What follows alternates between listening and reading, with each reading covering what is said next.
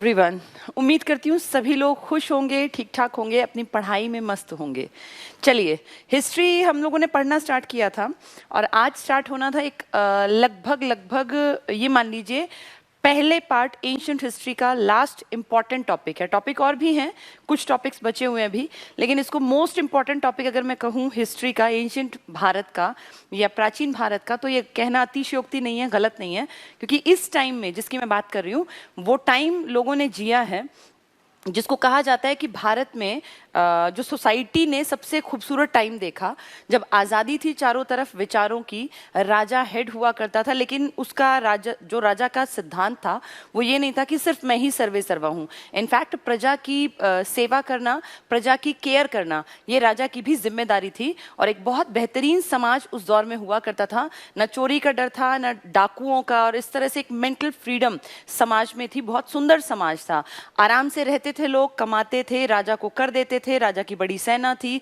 एक बहुत ही बेहतरीन समाज की कल्पना जो हम कर सकते हैं। बेहतरीन समाज का मतलब ये नहीं होता कि हर चीज वहां पे लोग करते ही नहीं थे या फ्री रहते थे, नहीं, वो कमाते थे, वो अच्छे तरीके से अपने जीवन को जीने की कोशिश करते थे और उसी बेहतरीन तरीके में वो राजा का भी कहीं ना कहीं भला करते थे और राजा अपनी प्रजा का भला करते थे। क्योंकि जहां पे जनता कमाती होगी, जहां जनता कॉन्शियस होगी, जहां जनता समझदार होगी, वहां के राजा को भी तो फायदा होगा ना। अगर जनता मूर्ख होगी तो इनडायरेक्टली देश का भी तो नुकसान होगा। तो इंडिया में वो जो दौर आया जिसकी हम आज बातचीत करेंगे, वो क्यों आया, कैसे आया, उसको जानने के लिए एक 5 मिनट का पुराना इतिहास अपनी आंखों में से गुजारना जरूरी है, ताकि आज की जो कड़ी, नई ताकतवर कड़ी जुड़ने जा रही है, ये दिमाग में एक ऐसा पुल बना दे कि आपको ये पूरी एंशिएंट हिस्ट्री कहानी की तरह याद हो जाए। इसके लिए जरूरी है कि आज जो हम क्लास शुरू करें उससे पहले 5 मिनट का एक रिकॉल कर लेते हैं। अब तक इतिहास में हमने जो पढ़ा, जो मैंने तुम्हें सबसे पहले स्टार्ट कराया पढ़ना, प्राचीन भारत पढ़ना हमने शुरू किया और कैसे कैसे प्राचीन भारत में चेंजेस आए हैं उसके बारे में हमने जाना। सबसे पहले मैंने आप लोगों को पढ़ाया था हड़प्पा काल। इस हड़प्पा काल में हम जानते हैं कि जीवन पूरी तरह स्थायी था। लोग शहरों में रहा करते थे, शहर बहुत तरीके से, सलीके से, सोच समझ के प्लान करके बसाए गए थे।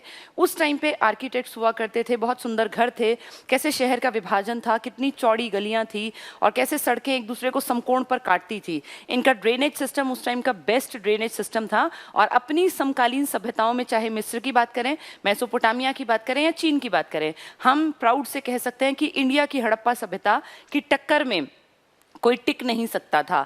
इसका नगर नियोजन, इसका ड्रेनेज सिस्टम या पानी का जल निकास सिस्टम सबसे बेस्ट था। आज तक भी इसका एग्जाम्पल देखा जाता है, लिया जाता है, दिया जाता है। यानी इमेजिन कीजिए, आज से 5000 साल पहले हमारे देश के ही लोग थे जिन लोगों ने इतना बेहतरीन व्यवस्था को अपने जीवन का अंग बनाया हुआ था। ये लंबे टिके थे। 2350 इनका टाइम पीरियड, 1750। उल्टा क्यों चल रहे हैं आप जानते हैं? क्योंकि ये बिफोर क्राइस्ट का टाइम पीरियड था। धीरे धीरे इनमें भी कमियां आने लगी और इनकी सड़कें, इनकी गलियां जो थी वो सिकुड़ने लगी। सिकुड़ने इन द सेंस, अगली पीढ़ियां जो आई वो शायद उतनी काबिल नहीं थी जितने कि पूर्वज थे, इसलिए धीरे धीरे करके इसका पतन हुआ। ये नियम है समाज का, हमेशा ऐसा ही होता है। पहले समाज धीरे धीरे ग्रोथ करता है, फिर एक पीक पे पहुंचता है, फिर वो डिक्लाइन मोड पे आता है, फिर दोबारा से पीक पे पहुंचता है, फिर डिक्लाइनिंग मोड पर। तो हड़प्पा ने अपना पीक टाइम देखा था 2350 से 1750। बहुत बढ़िया सभ्यता, बहुत अच्छा रहना, खाना, पीना, इंटरनेशनल ट्रेड ये करते थे। उस टाइम पे इनका रहन सहन, खान पान पूरे का पूरा शहरी था। इन लोगों का जीवन स्थायी था, शहरी था, और जो इनका कामकाज था ना, वो मेनली बेस्ड था, कृषि आधारित है। शहरी, लेकिन कृषि इनकी लाइफ का सबसे इंपॉर्टेंट एस्पेक्ट था, क्योंकि ये इंटरनेशनल ट्रेड भी तो कृषि का ही करते थे ना। कपास का लेन देन था, सिंडोन हम नाम से जाने जाते थे। तो ये बहुत एडवांस थे। धीरे धीरे डिक्लाइनिंग मोड पर आए और फिर फर्स्ट स्टेप के बाद सेकेंड स्टेप आया। कहते हैं इनके ऊपर अटैक होने शुरू हो गए और उसके बाद जो लोग आए यहाँ पर उभरे, उनको हम कहते हैं आर्य सभ्यता। ये वो भारत है जिसकी पूर्वज भी बहुत ज्यादा बड़ाई किया करते थे, क्योंकि पूर्वज हड़प्पा से उतने परिचित नहीं थे, लेकिन हमारे जो दादा परदादा टाइप के लोग थे वो भी मानते थे कि इंडिया में सबसे बेस्ट थे आर्य। आर्य एक भाषा सूचक शब्द है, कोई जाति नहीं है। आर्य का मतलब ही होता है कुलीन, श्रेष्ठ, बेस्ट, उत्कृष्ट, उदात्त, मतलब सबसे बेहतरीन। आर्य सभ्यता की खासियत है ये पूरी की पूरी ग्रामीण थी और एक जगह बस के नहीं रहते थे, अस्थायी थे, घुमक्कड़ प्रवृत्ति के थे। अपने गाय, भैंस, भेड़, बकरी जो इनके पास थे उनको लेकर आए थे, उनको चराने का इनका मेन टारगेट था। और जैसे जैसे चरते जाते जानवर, जमीन खाली होती जाती, ये उस जमीन को छोड़ के आगे चले जाते। ये मेनली पंजाब की 5 नदियों के हरे भरे इलाके में रहे। सप्त सिंधव, हिस्ट्री आपको याद होगी, पढ़ाई थी, 7 सिंधु नदी समेत, तो 5 तो पंजाब की, एक सिंधु और एक अपनी ये सरस्वती, इनको मिलाकर कहा जाता है सप्त सिंधव प्रदेश। ग्रामीण थे, स्थायी जीवन नहीं था, तो इनका सबसे नंबर 1 काम क्या था? पशुपालन। देखो कितना अंतर है। जिनका जीवन स्थायी था, जिनके घर पक्की ईंटों के बने थे, जिनके पास ईंटों की भरमार थी, उनका जीवन था स्थायी। और जिनके घर ऐसी लकड़ी घास फूस के बनते थे, आज यहाँ कल किसी और नदी पे, 10 दिन बाद कहीं और, तो ऐसे लोग जीवन स्थायी नहीं जीते थे। कबीलाई समाज था, ग्रामीण व्यवस्था के अंग थे। इन लोगों का मेन कामकाज था पशुपालना, और इसीलिए इस टाइम पर गाय को पूजनीय मान लिया गया। गाय न वध करने योग्य है, अघन्या। इनकी आपस में लड़ाई झगड़े भी पशुओं को लेकर, मवेशियों को लेकर ही होते थे। लड़ाई का कारण तब कोई प्रॉपर्टी नहीं थी। यहाँ लड़ाई झगड़े के बहुत सारे कारण थे, कभी ट्रेड को लेकर, कभी कृषि को लेकर, कभी प्रॉपर्टी को लेकर, लेकिन इनकी लड़ाई का सिर्फ एक कारण था, एक दूसरे की भेड़ बकरी और गाय को खोल के ले जाना। ये इनका यही काम था, इसी की ये चोरी करते थे अगर करते थे। गाय चुराने वाले को जो है बहुत बड़ा अपराधी माना जाता था, और गाय को अघन्या, गाय हमारी माता जो कहलाती है ना, वैदिक काल में गाय की इंपॉर्टेंस बहुत ज्यादा थी। इसीलिए बहुत सारे शब्दों में यहाँ पर गो शब्द का यूज हुआ है, क्योंकि गो गाय को दिखाता है, चाहे वो गोधूली हो या वो गोपति हो या गोवेश हो, बहुत सारे ऐसे वर्ड्स मैंने आपको एग्जाम्पल दिया था। इनका भी धीरे धीरे अंत हुआ, लेकिन इनका टाइम पीरियड लंबा चला, 1500 से 1000 ईसा पूर्व, और फिर दूसरा इनका स्टेज आया 1000 ईसा पूर्व से 600 ईसा पूर्व। ये 2 का अंतर क्यों है आप जानते हैं? क्योंकि इस 2 के बीच में लोहा खोज लिया गया, और अतरंजी खेड़ा मैंने आपको बताया था, बहुत बड़ा लौहपुंज मिला। ये लोहे ने पूरी लाइफ बदल के रख दी, और जो अब तक एक कबीलाई समाज था, एक जगह टिक्के नहीं रहते थे, बस जानवरों की गिनती से ही अपने आप को अमीर मान लेते थे, अब उन्होंने लाइफस्टाइल बदला, और अब वो लोग एक जगह पे अपना जीवन स्थायी बना लेंगे। जब ये जीवन स्थायी बनेगा ना, लोहे के बाद बनेगा 1000 ईसा पूर्व के आसपास। ये 500 साल जीवन अस्थायी था, लेकिन जीवन था बहुत अच्छा। उस टाइम पे कहते हैं आर्यों की जो सभ्यता थी, जो कल्चर था, आर्यों का जो समाज था, बहुत सुंदर था। महिलाओं की स्थिति बहुत ऊंची थी, अपनी मर्जी से वो लोग शादी कर सकती थी। उस टाइम पे आदमी जो थे उनकी भी इंपॉर्टेंस थी, महिलाओं की भी इंपॉर्टेंस। ओवरऑल कह सकते हैं आपकी पूरा समाज बहुत सुंदर था। धीरे धीरे लाइफ बदली, लोहा आया, लोगों ने हथियार बनाए, औजार बनाए, जंगल साफ किए, और धीरे धीरे धीरे प्रॉपर्टी इंपॉर्टेंस पकड़ती चली गई। फिर गाय भैंस सेकेंडरी बन गए, और सबसे इंपॉर्टेंट हो गया प्रॉपर्टी पे किसका मालिकाना हक होगा।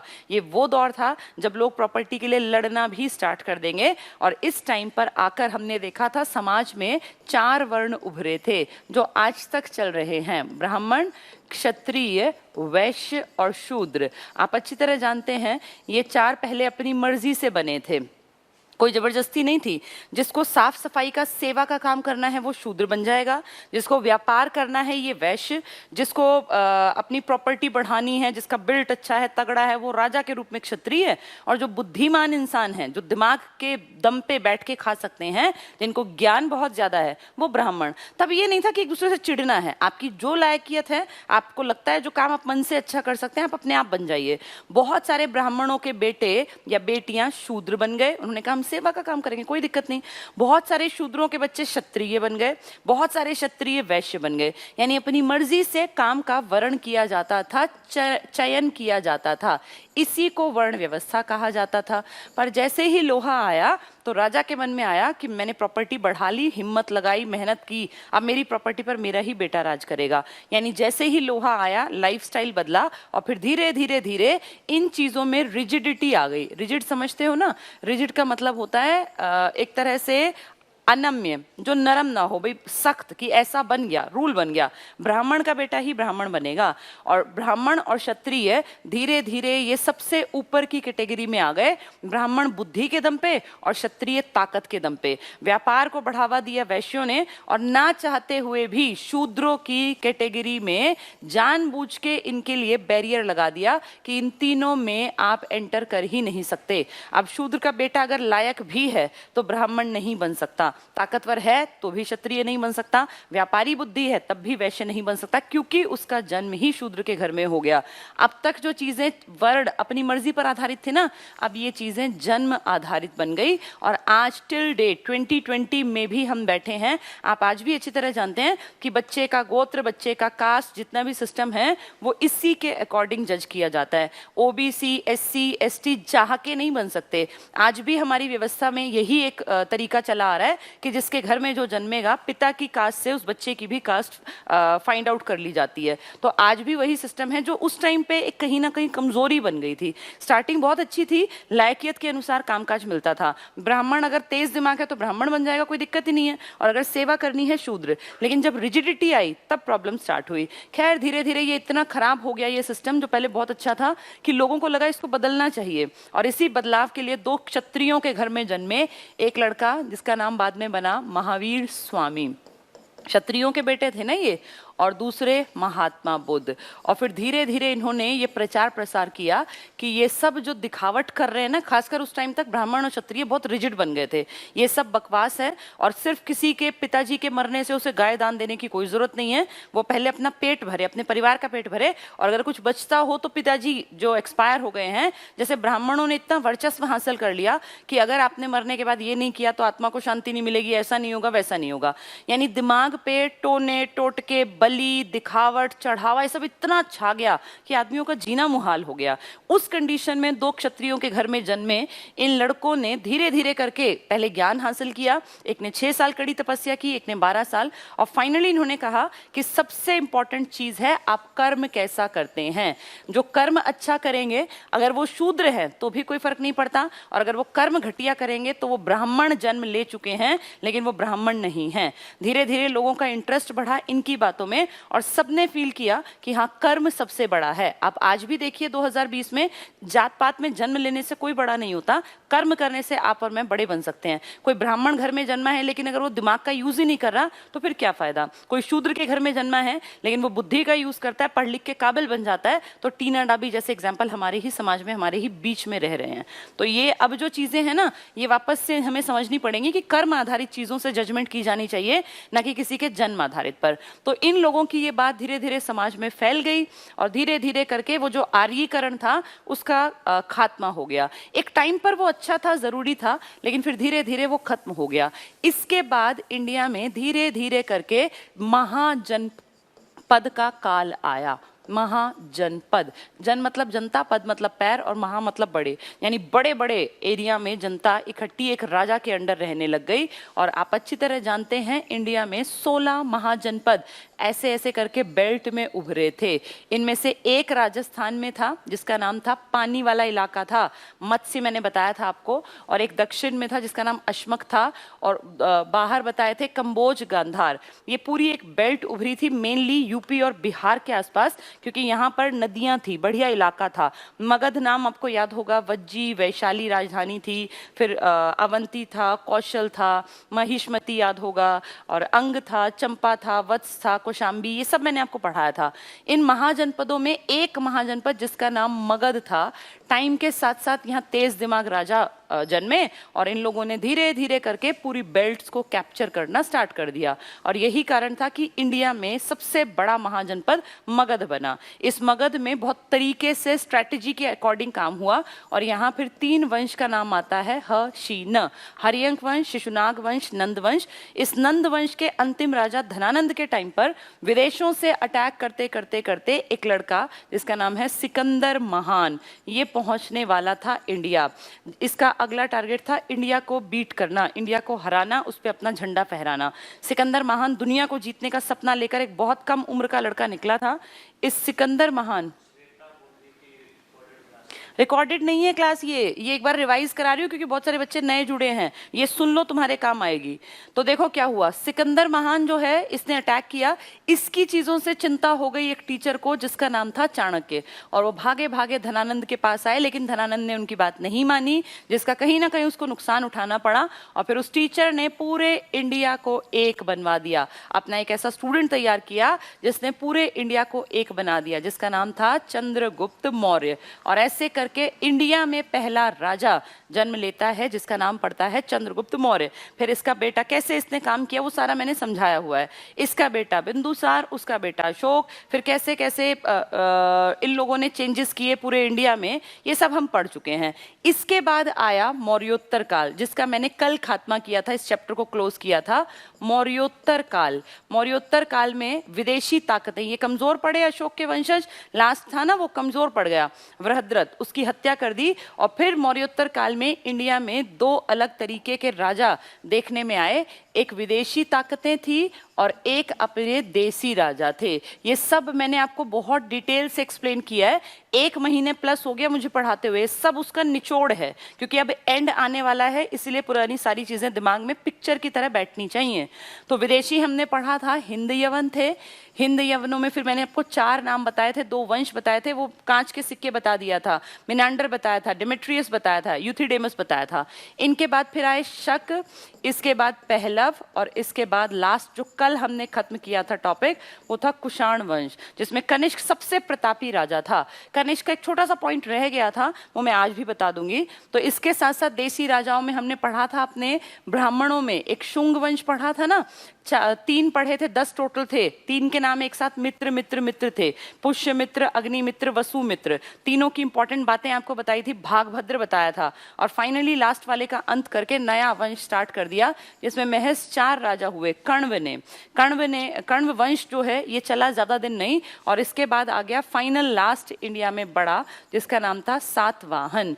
ये 3 इंपॉर्टेंट हैं इंडियन के पॉइंट ऑफ व्यू से, ये विदेशी, लेकिन ये इतने बड़े नहीं है कि क्या करें इंडिया इनके अंडर आ सकता है, नहीं। इनमें सबसे प्रतापी की अगर बात करें इस तरफ तो सातवाहन है, दक्षिण की तरफ काम कर रहे हैं, और उत्तर की तरफ जो काम किया है वो शुंग ने किया है। यहां अगर देखें सबसे इंपॉर्टेंट तो कुषाण है। कुषाण इंपॉर्टेंट इसलिए है क्योंकि ये इंटरनेशनल उस टाइम पे इनकी बाउंड्री पे अधिकार था, और वर्ल्ड में एक बहुत इंपॉर्टेंट रूट माना जाता है जिसे कहते हैं सिल्क रूट। सिल्क रूट पर 3 अलग हिस्से जाते थे सिल्क रूट कवर करने, तो वो सिल्क रूट चीन से स्टार्ट होके इंडिया के अंडर तीनों पड़ते थे, इसलिए कनिष्क के टाइम में सिल्क रूट की इंपॉर्टेंस बहुत ज्यादा थी। तो इंडिया से निकल के फिर ये आगे अलग अलग डायरेक्शन में, एक कैस्पियन सागर वाले देशों की तरफ जाता था, एक काला सागर और एक लाल सागर, ये सब हमने अब तक पढ़ा है। अब धीरे धीरे धीरे करके इन सब का भी खात्मा हुआ, क्योंकि कल मैंने कनिष्क के बेटे और फिर उसके अगली पीढ़ियों में बता दिया था कि वो हुविष्क वगैरह थे, लेकिन वो इतने इंपॉर्टेंट नहीं थे, ठीक है। इन सब के बाद अब इंडिया फिर से टूट गया, क्योंकि देखो मौर्यों के बाद इंडिया टूटा, तभी तो ये विदेशी आए थे। अब फिर से इंडिया टूटा, छोटे छोटे हिस्सों में टूटा पड़ा है। वापस से जो लोग ये काम कर रहे थे ना, अंतिम कुषाण जिसकी बात कर रहे हैं, तो कुषाण मान लीजिए ताकतवर थे, वो कुजुल कडफिसेस, विम कडफिसेस और उनका बेटा कनिष्क। वैसे तो कई हुए लेकिन कनिष्क सबसे इंपॉर्टेंट है। कुषाण जो हैं इनके अंडर काम करते थे। कुषाण मेनली ना 2 राजधानी बताई थी आपको, एक पेशावर और एक बताई थी मथुरा। अब नया टॉपिक यहाँ से स्टार्ट हो रहा है। ये चीजें ना रिवाइज अगर करते रहोगे तो तुम्हें फायदा होगा, अगर ऐसे बस आगे दौड़ पीछे छोड़ वाली कहानी रहेगी तो फिर चीजें समझ में नहीं आएंगी। दिमाग में पूरी कहानी बैठनी चाहिए कि कैसे गुप्तों तक का टाइम पीरियड आया, इसीलिए मैंने आज 10-15 मिनट लगाए हैं, ताकि चीजें जैसे पिछली जितनी क्लासेस हैं अगर वो याद नहीं है तो फायदा क्या हुआ इतना पढ़ने का। आज की क्लास लास्ट इंपॉर्टेंट टॉपिक है इस टॉपिक में, इस सब्जेक्ट में। तो पेशावर या इसी को पुरुषपुर कहते हैं, मथुरा 2 राजधानी थी। अब ये लोग क्या करते थे ना, अपने अंडर बहुत सारे लोगों को रखते थे। राजा जाके टैक्स थोड़ी लेगा गांव-गांव से, तो ये अपने अंडर बहुत सारे बड़े बड़े अधिकारियों को रखते थे, जिनको कि अलग अलग नाम दिए जाते थे। इनके टाइम में उन लोगों को सामंत कहते थे। अब जैसे सामंत बना दिया, एक यहाँ का सामंत, एक यहाँ का, एक यहाँ का, कि भाई तुम अपने एरिया में पढ़ने वाले गांव के लोगों से टैक्स लाओ, टैक्स इकट्ठा करके और हमें पहुंचाओ। अब राजा हर एक के घर नहीं जा सकता, ऐसे तो ब्रिटिश ईस्ट इंडिया कंपनी ने जमींदार खड़े कर दिए थे। ऐसे ही मान लो सामंत बना दिए। तो इन्हीं सामंतों ने धीरे धीरे धीरे करके पीढ़ी दर पीढ़ी काम किया। फाइनली जब जाके देखा कि कुषाणों के वंशज कमजोर हो गए, इनमें इतनी ताकत नहीं है, इतना दम नहीं है, तो फिर इनके मन में आने लगा कि क्यों ना हम लोग इनसे भाई अलग होके अब अपने इलाके के राजा बन सकते हैं। तो ऐसा ही एक आदमी था जो सामंत था, जिसका नाम था श्रीगुप्त। इसके दिमाग में आया कि क्यों ना मैं जो ये कुषाणों के अंतिम कमजोर राजा हैं, इनको टैक्स देना बंद कर दूं। भाई कुषाणों में इतनी हिम्मत तो रही नहीं कि वो आके दोबारा हमारे ऊपर खड़े होंगे, कमजोर हो गए, पीढ़ी दर पीढ़ी कमजोर होते गए ना, जैसे अशोक के वंशज कमजोर हुए थे, तो कुषाण भी कमजोर होते चले गए। श्रीगुप्त के मन में आया, ये उस टाइम बिहार के आसपास का और थोड़ा सा यूपी का इलाका संभालते थे। बिहार और यूपी सबसे उपजाऊ, ये मगध बिहार ही तो था, ये सारनाथ बोधगया सब यूपी बिहार के इलाके हैं। तो यहाँ का ये सामंत था, इसके मन में आया कि भाई मैं क्यों ना इस एरिया में एक तरह से राजा की तरह काम करने लगूं। इसने अपने नाम में महाराजा जोड़ लिया। लेकिन उस टाइम पे एक बात ये थी कि महाराजा इज इक्वल टू सामंत था, यानी अभी ये खुली चेतावनी नहीं दे रहा कुषाणों को कि भाई मैं अलग हूं, लेकिन हाँ इसको लोग महाराजा के नाम से जानने लग गए। ऐसा माना जाता है कि यही पहला संस्थापक था गुप्त वंश का। इसके नाम में ही देखो गुप्त लिखा हुआ है, श्री गुप्त। तो पहला संस्थापक है, सबसे पहले जिसने हिम्मत दिखाई, कोशिश की। ये किनके सामंत थे? कुषाणों के। कुषाण अब कमजोर हो गए, जैसे कि शुंग ने मर्डर कर दिया था ना, शुंग याद होगा ना, ब्राह्मण जिसने बौद्ध धर्म को बढ़ाने वाले अशोक के वंशज का मर्डर किया था। ऐसे ही बृहद्रथ की हत्या, ऐसे ही यहाँ पर इसने हत्या नहीं की, लेकिन इसने खुलेआम ये थोड़ा थोड़ा फेमस कर दिया कि भाई अब ये राजपाट जो है ना, ये श्रीगुप्त का है, और वो जो सामंती व्यवस्था थी वो खत्म कर दी, अब मैं यहाँ का राजा हूँ। पर ये खुलेआम ऐसा इतने बड़े स्तर पर अभी नहीं कर रहा। ठीक है, कामकाज चल गया, पहला इंपॉर्टेंट आदमी। दूसरा, इसका बेटा जन्मा घटोत्कच। घटोत्कच, ये नाम बहुत कम है, लेकिन ये प्रयाग प्रशस्ति पे लिखा है, इसीलिए हमें पता चला कि घटोत्कच नाम का भी एक राजा हुआ, श्रीगुप्त का बेटा था। इसने अपनी टेरिटरी जो पिताजी ने अपने नाम में जोड़ा महाराज, इसने भी कैरी ऑन रखा और इसने भी कहा मैं भी महाराज हूँ। लेकिन तब तक महाराज का मतलब सामंत भी हो सकता था। तो ये खुली चेतावनी नहीं दे रहे, ये खुल के नहीं कह रहे कि हम राजा हैं। हाँ, थोड़ी थोड़ी दबी कोशिश इन्होंने स्टार्ट कर दी कि क्या पता हमारा काम बन जाए। अब एक राजा 20-20, 30-30, 40-40 साल राज करता था, तब तक कुषाण और कमजोर और कमजोर और कमजोर होते जाएंगे, और फाइनली जाके इनके बेटे जो होंगे उनको कुषाणों से निकलना, उनके चंगुल से निकलना आसान दिखेगा। तो धीरे धीरे टाइम बीतता रहा। इन दोनों ने काम कुछ ज्यादा नहीं किया, ना प्रॉपर्टी बढ़ाई ज्यादा, लेकिन अपने नाम में महाराज जोड़ दिया। अब इन्हीं की पीढ़ी में अगला वंशज आता है जिसका नाम है चंद्रगुप्त, घटोत्कच का लड़का। तो हमने अब तक 2 नाम देखे, एक आदमी है श्रीगुप्त और उसका बेटा है घटोत्कच। अब इसका बेटा जन्म लेता है जिसका नाम है चंद्रगुप्त। ये चंद्र और गुप्त, अगर मौर्य लिख दें तो पुराने वाला बन गया, सिर्फ चंद्रगुप्त लिख दें तो ये गुप्त साम्राज्य का सबसे पहला इंपॉर्टेंट बड़ा राजा है। इसके पिता और दादा में उतनी हिम्मत नहीं थी, नाम महाराज रख लिया, लेकिन अभी खुलेआम ये चुनौती नहीं दे सकते थे। सामंत होने के बावजूद इनमें इतनी ताकत नहीं थी कि ये कनिष्क के वंशजों को ललकार सकें। लेकिन अब चंद्रगुप्त आ गया, कई साल बीत गए, तब तक कुषाण और वीक पड़ गए। इसने अपने आप के नाम में एक शब्द जोड़ दिया जिससे कि आसपास वाले मान गए कि भाई इस लड़के में दम है। इसने अपने नाम में जोड़ लिया, क्या जोड़ा था? महाराजाओं का, राजाओं का राजा, तो उसे कहते हैं महाराजा।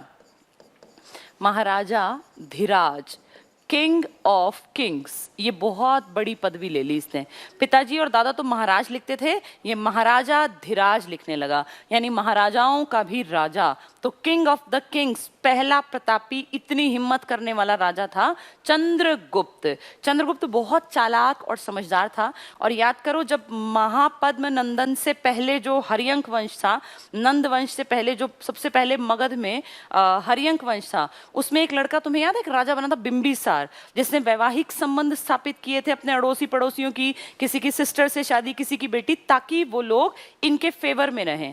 ऐसा ही काम किया चंद्रगुप्त ने भी। चंद्रगुप्त देखो कहाँ का आसपास का राजा है, बस बिहार और यूपी का छोटा सा राजा है। अभी डर है, तो इसने अपने सबसे पहले ताकत बढ़ाने के लिए क्या किया, इसने शादी की एक लड़की से, राजकुमारी है वो, और वैशाली आपको याद होगा ना, मैं यहाँ जल्दी से ड्रॉ कर देती हूँ। ये मान लीजिए पाटलिपुत्र के आसपास का इलाका, मगध जिसको आप कहते हैं। इसके ऊपर एक ताकतवर थे, बहुत ताकतवर, वज्जी, और वज्जी का डंका था पुराने टाइम से, आज से नहीं। इतिहास में आपको महीने भर से पढ़ा रही हूँ, तब से आप वज्जी का नाम सुन रहे हैं, जब से आपने महाजनपद पढ़े हैं। आपने मोहम्मद जो महात्मा बुद्ध थे इनके टाइम में वज्जी सुना था, आपने जैन के टाइम वज्जी सुना, आपने महाजनपद के टाइम वज्जी सुना, यानी वज्जी एक इंपॉर्टेंट जगह थी।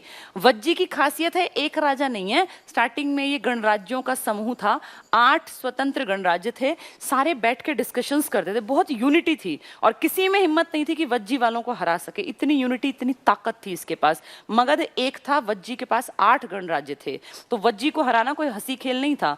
अब यहाँ पे इस आदमी ने, जिसकी मैं बात कर रही हूँ, चंद्रगुप्त ने देखो क्या समझदारी की, वज्जी के अंडर पड़ता था एक लिच्छवी। इनके घर में ना कोई बेटा नहीं था। लिच्छवी उस टाइम में एक बहुत ताकतवर ये मान लीजिए खानदान था, बहुत ताकतवर। तो लिच्छवियों का कोई बेटा नहीं था, तो लिच्छवियों की एक लड़की थी राजकुमारी, उसके पास इसने विवाह प्रस्ताव भेजा उसके पिताजी के पास, और लिच्छवी राजकुमारी से शादी हो गई।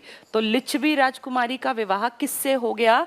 चंद्रगुप्त से। लिच्छवियों से शादी होते ही अगलों के पास प्रॉपर्टी ढेर है, बेटा है नहीं, तो इसको बहुत बड़ी प्रॉपर्टी का हिस्सा मिल गया। अब जब हिस्सा मिल गया, हिस्सा नहीं मिला, इसके ऊपर एक तरह से छत्र छाया आ गई लिच्छवियों की, लिच्छवियों का डंका बजता था। अब इसके ऊपर कोई नजर उठा नहीं पाएगा क्योंकि लिच्छवी इसके साथ खड़े हैं, तो इसको डबल फायदा हुआ, प्रॉपर्टी बढ़ गई और एक छत्र छाया में आ गया लिच्छवियों की में।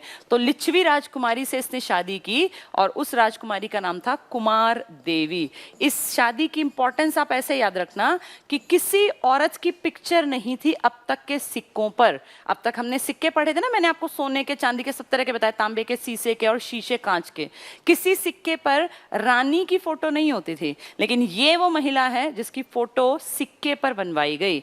क्यों? क्योंकि इसके पिताजी की पूरे एरिया में धाक थी, ये लिच्छवियों की बेटी थी, और लिच्छवियों की बेटी जिसके घर में आई है उसके अपने आप इंपॉर्टेंस बढ़ जाएगी। तो ये सब समझदारी के खेल थे। वैवाहिक संबंध देखो कितना हेल्पिंग हैंड बना। अब इसको उस छोटे से एरिया के साथ बहुत सारी प्रॉपर्टी मिल गई, क्योंकि लिच्छवी वालों ने एक तरह से दहेज, पहले भी ऐसे ही हुआ था ना, बहुत पहले देखो काशी दहेज में मिला था मगध को, तो उसकी बेल्ट बढ़ी थी। ऐसे ही इसने अपनी छोटी सी बेल्ट, छोटे से एरिया को बढ़ा लिया। लिच्छवी राजकुमारी कुमार देवी से इसकी शादी हो गई और फिर ये अपने आप को महाराजा धीराज कहने लग गए और इन्होंने अपने यहाँ पर सोने के सिक्के चला दिए, स्वर्ण मुद्रा। स्वर्ण मुद्रा से आप ये समझ जाओ कि अमीर लोग ही सोने के सिक्के चला सकते थे, कोई गरीब छोटा मोटा राजा थोड़ी कर सकता था। यानी अब ये इंपॉर्टेंट राजा है और अब इसका वंश जो है ना वो एक स्पीड पकड़ेगा और फिर इनके ऊपर काव्य लिखे जाएंगे और साहित्य लिखा जाएगा, चट्टानें लिखी जाएंगी, जिससे कि हमें आज तक इनके बारे में जानकारी मिलती है। तो कैसे देखो प्लानिंग का हिस्सा था ये। कहाँ पिताजी जो थे इनके, वो छोटे से राजा, कहीं नाम भी नहीं था, सिर्फ एक चट्टान पे नाम है प्रयाग प्रशस्ति में, एक पिलर के ऊपर। कहाँ इनके दादा ने थोड़ी सी हिम्मत दिखाई थी, उन दोनों की हिम्मत दिखाने का फायदा मिला है चंद्रगुप्त को, और फिर इसने अपने तेज दिमाग का फायदा उठाया, लिच्छवी राजकुमारी कुमार देवी से विवाह कर लिया, फिर इसके सिक्के आ गए सोने के, इसकी प्रॉपर्टी बढ़ गई, फाइनली जाके एक बड़ा साम्राज्य खड़ा कर लेगा ये चंद्रगुप्त। अभी टेरिटरी बड़ी नहीं है, लेकिन हाँ बाकियों के सामने, बाकी जब छुटपुट राजा हैं तो ये कंपैरेटिवली बड़ा राजा बन गया। इसके सिर पे जो हाथ है वो किसका है? लिच्छवियों का। अब जब इसका बेटा जन्मा ना, इसका और कुमार देवी का बेटा जन्मा, जिसको नाम दिया गया है समुद्रगुप्त। तो चंद्रगुप्त, ये देखो ये फर्स्ट था, ये सेकंड था, ये थर्ड है, लेकिन इसको कहा जाता है ये वास्तविक संस्थापक था।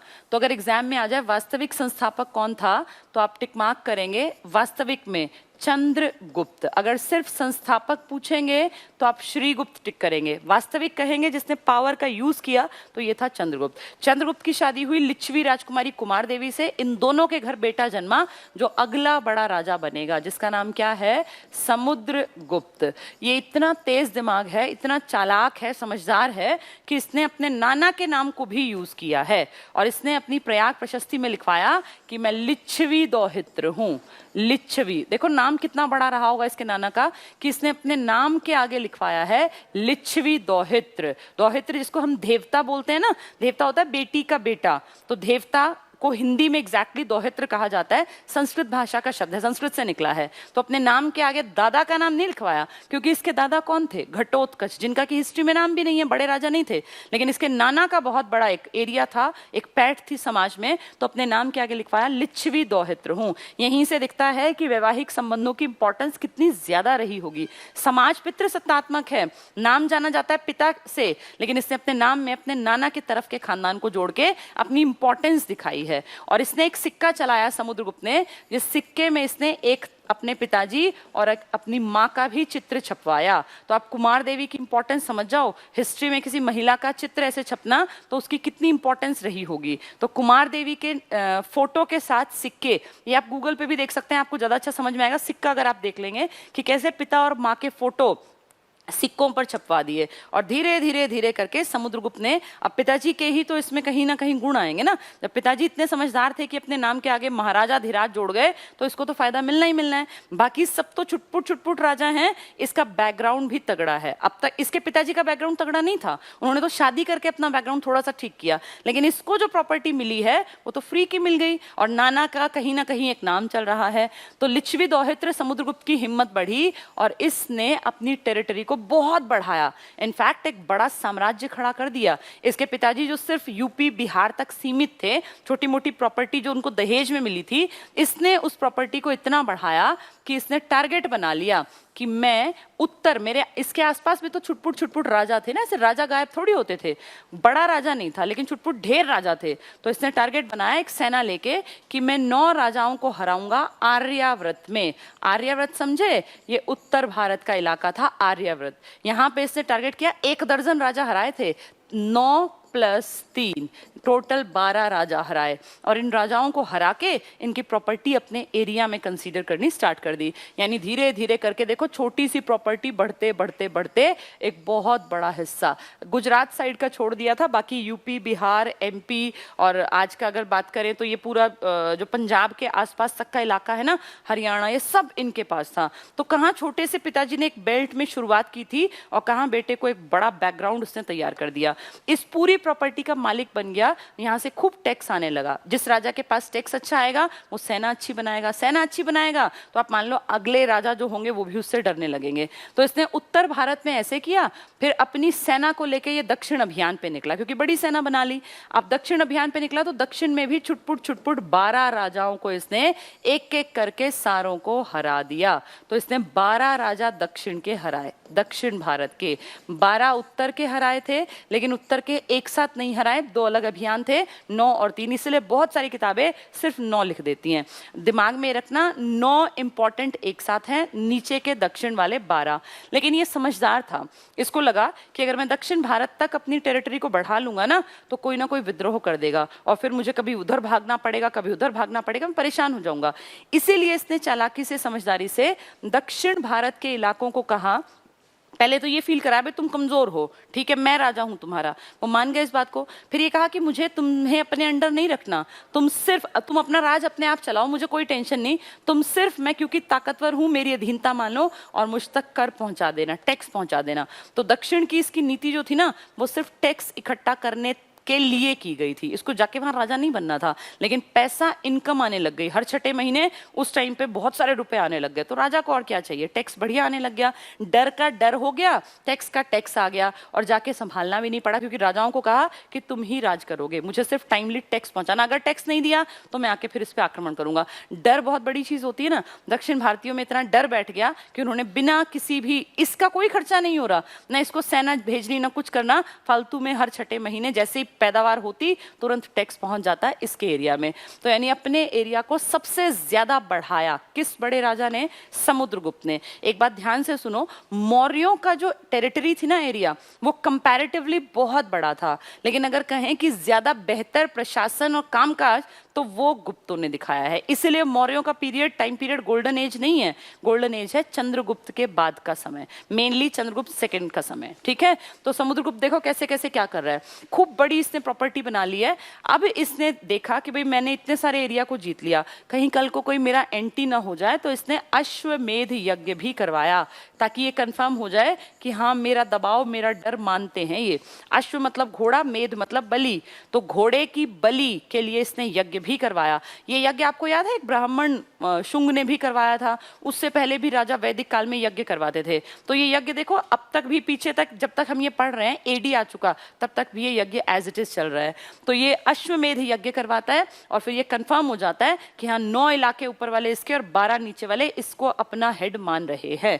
ये बहुत बहुत इंटेलिजेंट था, मल्टी टैलेंटेड था। राजा ऐसे ही बड़े नहीं बनते, इनके अंदर टैलेंट होता है। इसने देखो अपनी माँ और अपने पिताजी का फोटो चलवाया था, कुमार देवी लिच्छवी दोहित्र लिखवाया। इसने जो ये इतनी विजय की ना, ये हमें कैसे पता? इसने ये देखा कि मेरी ये विजय इतिहास में कैसे याद रहेंगी। तो इसका एक दरबार में एक बहुत पढ़ा लिखा आदमी था हरिशेन, ये बहुत इंपॉर्टेंट है जो बता रही हूँ। हरिशेन ये इसका दरबारी मान लीजिए, एक तरह का कवि मान लीजिए। तो हरिशेन ने कविताएं लिखी, किताबें लिखी, साहित्य लिखा, लेकिन वो तो खत्म हो जाएगा ना भाई। किताब जो लिखी है उसके पन्ने टाइम बीतने पे खत्म हो जाएंगे। आपको याद होगा हमने पढ़ा था कैसे पुराने वैदिक काल की चीजें भी बड़ी मुश्किल से इकट्ठी की थी, कैसे लेटर स्टेज में जाके चाणक्य की वो किताब अर्थशास्त्र ही गायब हो गई थी, ये बताया था मैंने आपको सारा। इंडिका गायब हो गई थी, तो ऐसे किताबें गायब हो जाएंगी, ये सब जानते थे। तो इसने हरिशेन को कहा कि कुछ ऐसा लिखवाओ जिससे कि ये चीजें कभी मिटे ना, अमर रहें। और फिर अशोक की तरह इसने शिलालेख की तरह एक तरह से कॉपी मान लीजिए, अशोक का ही एक पिलर था, एक ऐसा खंबा था। ये खंबा अशोक ने पुराने टाइम में कभी बनवाया था कौशाम्बी में। कौशाम्बी वत्स की राजधानी, मगध के पास ही पड़ते थे ना सारा इलाका। तो वत्स में, कौशाम्बी में ये बड़ा सा एक ऐसे लगा हुआ था।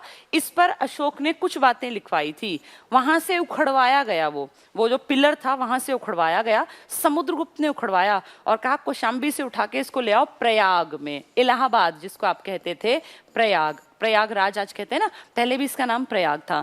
तो सोचो कौशाम्बी वत्स की राजधानी से उखड़वा के वो प्रयाग में ले गए। वो खंबा पहले पिलर किसने लगवाया था? अशोक ने, लेकिन अशोक तो अब जा चुका, अशोक तो मौर्यों के टाइम में था, उसके बाद तो कितनी सारी चीजें आई। तो उस खंबे को उखाड़ के ले गए वहां से और ले जाके लगा दिया प्रयाग में। और प्रयाग में इस खंबे के ऊपर हरिशेन ने लिखा, इसी को कहते हैं प्रयाग प्रशस्ति। बहुत इंपॉर्टेंट है ये प्रयाग प्रशस्ति। प्रशस्ति का मतलब होता है बड़ाई।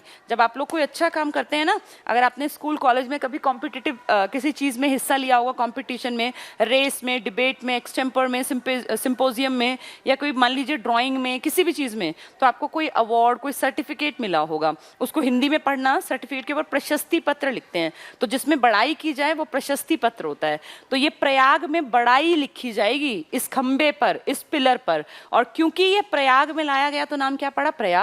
और बड़ाई लिखी गई है तो प्रशस्ति। तो प्रयाग प्रशस्ति एक बहुत लंबा चौड़ा सा पिलर मान लीजिए। मैं इसका आइडिया दे दूं, बहुत लोगों की समझ में लास्ट तक नहीं आता।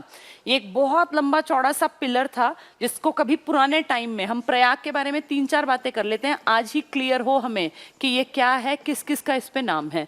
एक आदमी ने सबसे पहले इसको लगवाया जिसका नाम था अशोक। उसने कहाँ लगवाया ये प्रयाग प्रशस्ति? बाद में जो प्रयाग बना है कौशाम्बी। कौशाम्बी क्या है? कौशाम्बी वत्स नाम के छोटे से महाजनपद की पहले राजधानी थी, अभी भी है शहर। तो कौशाम्बी जो है ना, वहां पे इसने पिलर लगवा दिया। लेटर स्टेज में ये तो खत्म हो गया, इसके बाद मौर्योत्तर आए, वो पिलर टूट फूट सा गया, जो भी हुआ।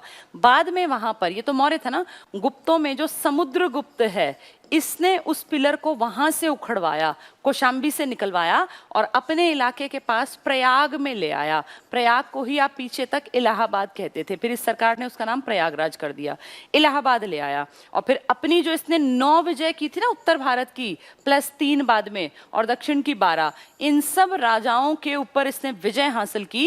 ये इतिहास में गवाह रखने के लिए इसने हरिशेन को काम दिया कि हरिशेन तू इन चीजों को लिखेगा और तेरी जिम्मेदारी है मेरी विजयों की जानकारी देना। तो हरिशेन ने उस अशोक के पिलर में जो 2-4 ही बातें लिखी थी, उसी के नीचे इस पूरी गाथा को लिखा, जो मैं अब तुम्हें लगभग घंटे भर से बता रही हूँ सारी चीजें। ये सब लिख दिया कि ऐसे ऐसे उसने उस आर्यावर्त के राजा पे चढ़ाई की, वहां इतनी सेना थी, ऐसे मार गिराया और ऐसे प्रतापी बना, फिर ऐसे दक्षिण में गया, ये नीति, सारी बातें लिख दी। और सिर्फ ये नहीं लिखा, इसके पिता यानी चंद्रगुप्त मौर्य, चंद्रगुप्त सॉरी, उसके पिता घटोत्कच और उसके पिता कौन थे वो? श्रीगुप्त। उन सब के बारे में लिखा है, इसीलिए तो हमें घटोत्कच का नाम पता चला। तो ये सब बातें प्रयाग प्रशस्ति में लिखी हैं कि ये हमारे बाप दादाओं ने शुरू किया था और तब से तब तक काम चला। अभी समुद्रगुप्त ही है, तो ये मान लो बहुत ज्यादा राजा तो नहीं है, लेकिन फिर भी चौथा राजा है ये, क्योंकि इसके पिताजी चंद्रगुप्त थे, उनके पिताजी घटोत्कच और उनके पिताजी थे श्रीगुप्त। तो अपने चारों का नाम लिखवाया, अपने रीन किस टाइम से किस टाइम तक इन्होंने राज किया, ये सब लिखवाया। तो जो हमें ये नाम पता चलता है ना घटोत्कच वगैरह, ये इसके कारण है। तो हरिशेन द्वारा रचित, ये बहुत बहुत इंपॉर्टेंट है, हरिशेन द्वारा रचित प्रयाग प्रशस्ति ही इलाहाबाद प्रशस्ति है, जिसकी स्टार्टिंग करवाई थी अशोक ने कौशाम्बी में, लेकिन उखड़वा कर लाया है समुद्रगुप्त। और समुद्रगुप्त की विजयों की जानकारी इस प्रशस्ति से हम तक पहुंचती है। इस प्रशस्ति पर सारी बातें लिखी हैं जो मैंने आपको बताई। यहीं लिखा है दौहित्र, लिच्छवी दौहित्र, वरना हमें पता ना चलता कि ये भी अपने नाना की फैमिली को इतना स्ट्रांग मानता था कि अपने नाम के आगे लिच्छवी दौहित्र लिखवाया है। ठीक है, इसके अलावा समुद्रगुप्त के सिक्के मैंने बता दिया, माँ और बाप। कौन थे इसकी माँ? कुमार देवी। इसके पिताजी कौन हैं? चंद्रगुप्त। इनके सोने के सिक्कों पर इनके पिक्चर मिले। इसके अलावा समुद्रगुप्त एक बहुत बड़ा कवि भी था और इसने कविराज नाम से कविताएं लिखी हैं। अपनी कविता लिखता और उसके नीचे नाम लिख देता कविराज, तो कविराज नाम से कई कविताएं भी लिखी। कविताओं के अलावा इसने स्तंभ बनवाए, जैसे ये तो बहुत बड़ा स्तंभ था ना, ऐसे ही इसके कई स्तंभ मिले थोड़े छोटे, जिसपे देखो यहाँ राजा खड़ा हुआ है और यहाँ पे ना एक पिलर बना हुआ है ऐसे ऐसे, तो ये गरुड़ स्तंभ कहलाता है। ये ऐसा पिलर, फिर यहाँ पे ना एक पक्षी बैठा हुआ है, एक पक्षी मान लो एक कोई चिड़िया टाइप में कुछ बैठा हुआ है, वो गरुड़ है, तो इसी को हम कहते हैं गरुड़ स्तंभ। ये गरुड़ स्तंभ क्यों इंपॉर्टेंट है? क्योंकि गरुड़ आप लोग जानते हैं भगवान विष्णु का आधार है, भगवान विष्णु को जोड़ा जाता है गरुड़ के नाम से। तो ये दिखाता है कि इनकी कहीं ना कहीं हिंदू धर्म में आस्था थी। अब तक हम बौद्ध और ये सब पढ़ रहे थे ना, अब राजाओं की इंपॉर्टेंस है और राजाओं की जो मन में है वो गरुड़ यानी हिंदू धर्म में आस्था है। और गरुड़ स्तंभ से ये दिखता है कि ये वैष्णव धर्म में विश्वास करते थे, वैष्णव धर्म में। और विष्णु और कृष्ण और शैव जो है ये आप अच्छी तरह जानते हैं हिंदू धर्म में है। जितनी चीजें आज हिंदुओं की है ना, इन सब का कहीं ना कहीं आप आज देखते हैं हमारी गंगा सबसे पवित्र नदी है, यमुना। आप अगर कभी हरिद्वार गए हैं तो गंगा नदी के बीच में माँ गंगा की एक पिक्चर, एक वो बनी हुई है, पूरी स्टैचू टाइप है, वो गंगा के बिल्कुल बीचों बीच है हरिद्वार में, हर की पौड़ी के पास। तो ये गंगा और यमुना, यमुना जो है ना उसमें भी कहीं कहीं मेन जगहों पर लोग स्थापना कर देते हैं, गंगा मैया के नाम से एक मूर्ति बना देते हैं। ये गंगा और यमुना यानी नदियों को भी जो मूर्ति रूप दिया गया है ना, ये इसी काल की देन है, मूर्ति रूप।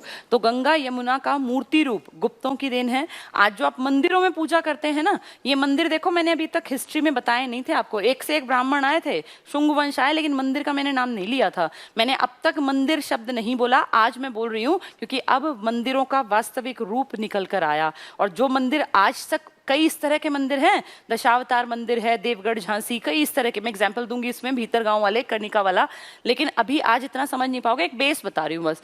तो मंदिर बनने लग गए थे, अब मंदिरों में स्थापना होने लग गई। आप याद करो जो वो कनिष्क था उसने देवकुल बनवाया था, उसमें उसने देवताओं की मूर्ति बनवाई थी, अपने पिताजी की, महात्मा बुद्ध की और अपनी, लेकिन अब तक मंदिर का नाम मैंने नहीं लिया था। अब पहली बार बातचीत हो रही है, गुप्त काल में मंदिर व्यवस्था आ गई और आज तक देखो मंदिर एज इट इज चल रहे हैं। तो आज जो चीजें चल रही है ना, चाहे वो गंगा यमुना के मूर्ति रूप हो, चाहे आज मंदिर की व्यवस्था है, ये सब गुप्तों की देन है। तो गुप्तों का टाइम पीरियड बहुत अच्छा माना जाता है।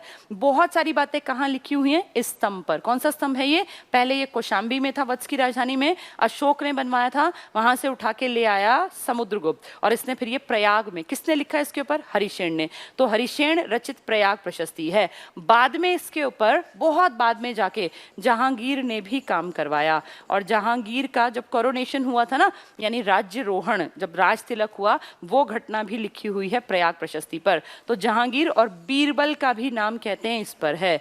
4 राजा याद रखना प्रयाग प्रशस्ति में, पहला अशोक, दूसरा समुद्रगुप्त, तीसरा जहांगीर और चौथा महेश दास है ना असली नाम तो बीरबल का, लेकिन बीरबल कोई बड़ा आदमी नहीं है इसलिए बीरबल उतना इंपॉर्टेंट नहीं है, मैंने सिर्फ बता दिया, दिमाग में रखना, ठीक है। तो ये देखो कितना मल्टी टैलेंटेड है, कितना कुछ करवा रहा है ये। मंदिर जो है इसी काल की देन है, देवी देवताओं के जो रूप बने गंगा और यमुना का, वो भी इसी काल की देन। कितने सारे राजा इसने जीते, खुद कविराज नाम से कविताएं लिखता है, और गरुड़ में इसका इंटरेस्ट है, गरुड़ स्तंभ से। इसके अलावा माता पिता के फोटो इसने बनवाए हैं, और इसने ना एक इसका सिक्का है जो इसकी मुद्रा थी, उस पर इसको वीणा बजाते हुए, जैसे बैठा हुआ है ये और इसके हाथ में एक वीणा, वीणा समझते ना आप, वाद्य यंत्र, वो पकड़ा दिया। तो एक सिक्के पर वीणा बजाते हुए भी दर्शाया गया है, यानी इस आदमी का म्यूजिक में भी इंटरेस्ट था, तभी मैंने इसको बोला मल्टी टैलेंटेड था।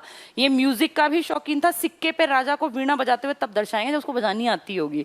तो ये वीणा का शौकीन है, कविराज नाम से कविताएं लिखता है, बहुत ताकतवर राजा है, नाना के नाम का अब तक भी फायदा उठा रहा है। हरिशेन इसका राजकवि है, जिसने प्रयाग प्रशस्ति में इसके 9 उत्तर भारत के, आर्यावर्त के, और 12 दक्षिण भारत के जितने इलाके इसने जीते उन सब का वर्णन किया।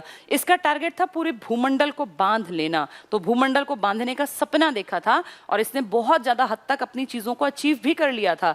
इसलिए कहा जाता है समुद्रगुप्त को भारत का नेपोलियन है। ये बहुत इंपॉर्टेंट क्वेश्चन है, अभी तक नेपोलियन हिस्ट्री में पढ़ा नहीं है, नहीं नेपोलियन इस टाइम तक आया था, ये बाद में आया है नेपोलियन, इसलिए कंपैरिजन भी बाद में किया है। विंसेंट स्मिथ नाम के आदमी हैं, हिस्ट्री से जुड़ा हुआ बड़ा नाम है विंसेंट स्मिथ, मैं यहां लिख देती हूं, विंसेंट स्मिथ। इन्होंने कहा था कि भारत का नेपोलियन की संज्ञा किसको दी जानी चाहिए? समुद्रगुप्त को, क्योंकि नेपोलियन ने भी देखो बहुत सारी जीत विजय हासिल की थी, ऐसे ही इसने भी ढेर विजय हासिल की, कभी हारा नहीं था। समुद्रगुप्त ने जितनी लड़ाइयां लड़ी बड़ी, इनमें कभी हार का सामना नहीं किया। तो भारत का नेपोलियन समुद्रगुप्त है। सिक्के पे वीणा बजाते हुए दिखाया गया है, म्यूजिक पे इंटरेस्ट है। गरुड़ स्तंभ में गरुड़ इसके हिंदू धर्म में आस्था का प्रतीक है। गंगा की मूर्ति रूप, यमुना का मूर्ति रूप, मंदिरों की जो व्यवस्था हुई वो सब इसी काल में हुई। ये काल किसका है? गुप्तों का। ठीक है, तो ये सब चीजें बहुत इंपॉर्टेंट है जितनी बताई हैं।